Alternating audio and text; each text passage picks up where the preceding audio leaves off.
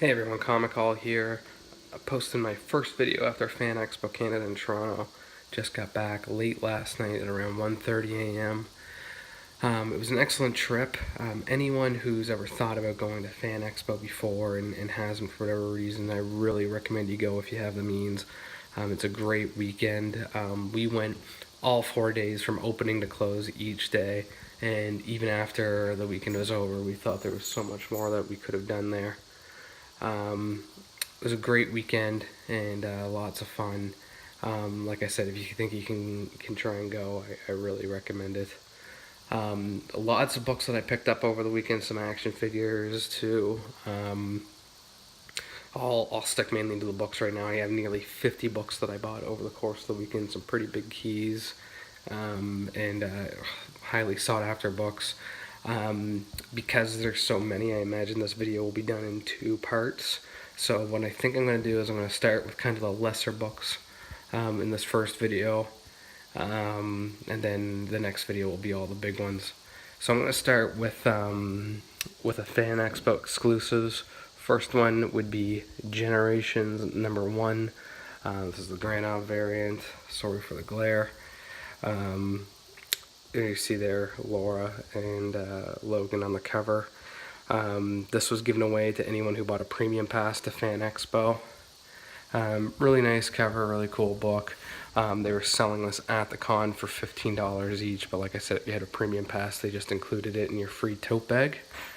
It's a pretty cool book, not bad for free, right? After that, the other exclusive that I got, I picked this one up myself. This is Venom 150, the Mary Jane variant. Really nice cover. It was a popular book all weekend. You guys might have seen they're starting to be pretty popular. Lots of people are picking them up. Pretty cool cover. I love the red on it. The color looks great. A really cool book. This too is an exclusive at the con. I picked it up on the first day. Another one I picked up on the first day, Sensation Comics #1. This is the regular cover. Really cool book. Reprinting the first appearance of Wonder Woman. This is the regular, like I said, this is a regular cover. There was a special cover that I picked up as well. In fact, if you wanted the special cover, you had to buy this one with it. But I don't mind having both. It's a cool book. I like the cover. The inside art is all done in the original style of the first appearance of Wonder Woman. I'll show you guys that cover now. So station. Oh, there's the dog. He's saying hi to everyone. We got a new kitten, and our dog is infatuated with her. He just loves chasing around and playing with her. There it is there, Sensation Comics, an acetate variant. This little flap opens up to reveal the original cover to Sensation Comics #1. This is really cool. This is one of my favorite exclusives that they had this year. It's probably the absolute favorite exclusive that they had. Really cool book. I'm actually probably going to read it too. I never read the first appearance of Wonder Woman, so I'm looking forward to opening it up and giving it a good read. Up next for the exclusive, this is Batman Adventures #12. This is the last comic book exclusive that I bought there. Oh, settle down, you. I picked up a Batman Adventures 12 last year, the foil variant. This year they did this cover. They also did an acetate variant that I ended up not buying. I thought this one was cool enough. But there it is, Batman Adventures #12. Got a couple of cool signatures at this con. I didn't get any last year. I'm usually not one for signed books, but there's a couple of artists that I really liked. One was Mike Zeck, who did the cover of the Secret Wars series. There's Secret Wars #1. You see there, he signed it. One thing, and I told this to him when I met him, I didn't realize how many covers he was responsible for that I just absolutely loved growing up. He says he hears that a lot. You know, he did I knew of Secret Wars #8, of course, Secret Wars #1, and those big covers. But and that's what he said too. He's like, everyone knows Secret Wars 8, everyone knows Secret Wars #1. He's like, but he goes, I hear it all the time. People come to me and say, oh, geez, I didn't know you did this, or I didn't know you did that. For example, one of the Craven's Last Hunt covers. Some of my favorite covers of all time. I had no idea Mike Zeck did those. A couple of Captain America books too. One with Deathlock locking in on him. Really cool cover. He's done some of my favorite comic covers of all time, and I had no idea. Goes to show how much I know, right? Another one, oh, actually, you know what? I'm going to go back. Another thing he did too that was kind of cool, because the other artists weren't doing this. He included a certificate of authenticity. Once he signed the book, he had a witness. This was his witness. Signed it, put the name of the book, of course, just to prove that it's legit. One of my favorite artists of all time was at this con, Eric Larson. He signed a couple books for me, and he was really down to earth. He was a really cool guy, super nice, super friendly. And I went to a panel of his, Image Comics, at 25 years old. It was a 25th anniversary panel with some image artists. He was one of them, and the guy is hilarious. He's a very funny dude.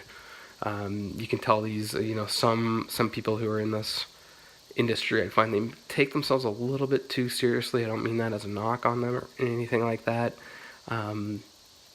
But they take themselves a little bit too seriously. Larson doesn't. He poked fun at himself. He poked fun at Image. He poked fun at Marvel. Really, really funny guy. Extremely down to earth. I brought a couple books up and asked him to sign. And I asked, hey man, what do you charge for a signature? And he goes, charge? He goes, I don't charge anything. I said, oh, even better. Okay. And he looked at me. He kind of laughed and he goes, are people here charging for their signature? I said, yeah, some of the artists are. And he goes, that's so hokey.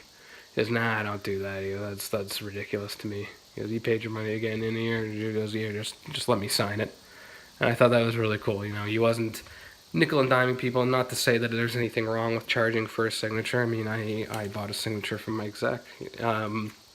Nothing wrong with that at all. It's just that it's pretty cool to see how humble he is and how down to earth he is. He looked at it from the perspective of he's making his money just from the con paying him to be there, and he's making his money off sketches and commissions. He doesn't need to charge people, $5 a book to sign. So, really cool dude. But here's what he signed for me. I got him to sign Amazing Spider-Man 347. Really cool Venom cover. I brought this with me to have signed because I knew he was going to be there. Signed kind of a weird spot. He signed it right on the barcode. Kind of old school in that he doesn't want to put his signature all over the cover of the book, but really cool to get this cover done. The other one I had him sign was Amazing Spider-Man 346, one of my favorite covers of his. No barcode to sign, so we put it right up there. Really cool cover. I always loved this when I was a kid. The book itself isn't worth a whole lot, but it's such a nice display piece, especially now with the signature there. Couple of cheaper books that I got. An X-Men book, $2. Always like this cover. I like the black on it. I like the orange and brown Wolverine. Never had this book for whatever reason, even though it's cheap to buy. But it was a toonie. So for the American listeners, a toonie is a $2 coin here in Canada. It's we have something called a loonie. That's our $1 coin. It's called a loonie because on the back of the coin is a loon. And then they came out with the toonie, which is a $2 coin. So toonie, TWOONIE. Nice little piece of trivia for our American or European listeners. All two of you that actually watch these. Moving on though, we got Uncanny X-Men 171. This was another book that I was on the hunt for. It's cheap enough. I just never came across one or didn't find it in the grade that I liked. But this is Rogue, the issue where Rogue joins the X-Men. Paid, I believe it was $8 for this. So not bad. 10 bucks for the 173 and then the 171. With Rogue joining the X-Men. I always liked the cover too. I always thought Colossus and Nightcrawler looked really cool in this cover. Up next, I've been trying to fill in some gaps on the Punisher run. I didn't even realize until last week how many Punisher books that I had, but I had quite a few of them. So I'm trying to complete these. Got Punisher number 10. Really like this cover. This too was an $8 book. I always like the ones with Punisher and Daredevil fighting one another. Really sharp. Good stuff. I think there's 104 Punisher issues from the first volume. I guess technically second volume because the first volume was a 5-issue limited run. This is issue 10 of volume 2. I believe I now have about 40 to 45 issues of that volume. Excuse me. Up next, there's a comic store there that was set up called Big B Comics. They had really nice stuff, and they had a 50% off bin. And some of the books in this 50% off bin were unreal. Not all in the best shape, but not bad for the price at all. One that I picked up in this 50% off bin was Journey into Mystery 124, an early appearance of Hercules. You see there the $20 price tag actually paid $10 because it came out of the 50% off bin. Always liked this cover, so when I saw it for $10, I figured why not. Another one in the 50% off bin that I picked up was a Daredevil number 254. First appearance of Typhoid Mary. I found a few of these books at the con, but they were about $30. This one was in the 50% off bin, so with a $20 price tag, I ended up getting it for $10. I couldn't beat that anywhere else at anyone else's table. So 50% off in the Big B bin came through.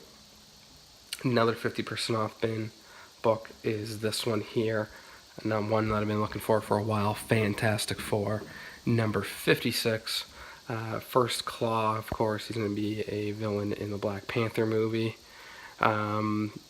You see there, $60 price tag, really nice shape. I ended up paying $30 for it because it came out of that 50% off bin.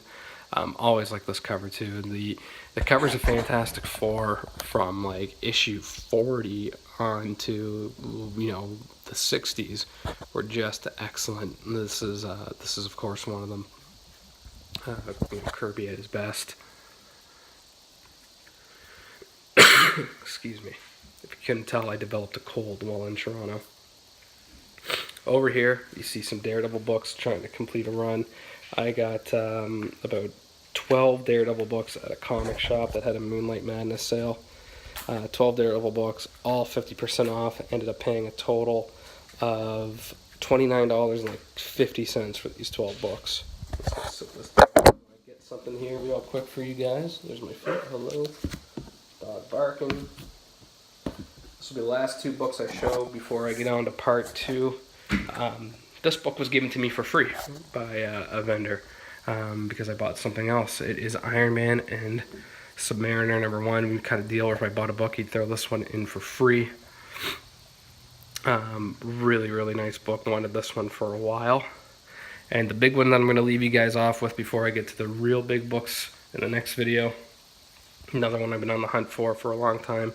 Also from Big B Comics. Hawkman number 4.